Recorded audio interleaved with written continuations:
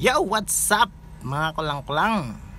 Good morning, good morning, good morning. Another day, another life. Thank you Lord for all the blessings. For today's video po, mag-replenish tayo ng mga paninda.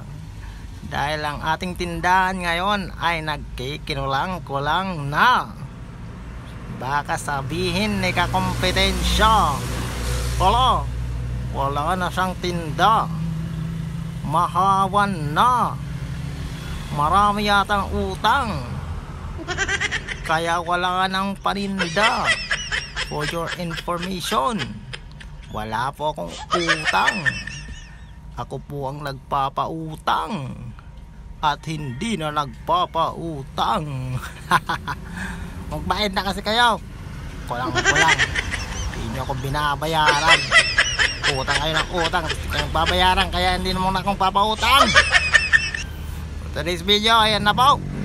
Lagay-lagay lang dito mga sabon, biscuits at candies lang po muna. Dahil yun po ang wala na. Marami na naghahanap na customer. Kaya ayan lang muna ang aking binili. Bukas na lang yung iba. Total, darating din naman ng mga ahente. Bayaran na naman guys for today's video. Ayan na, nagkaalat na siya dyan. Sana may natutunan na naman kayo dito sa aking mini vlog na to. Bye bye. Yun lang. Bye guys.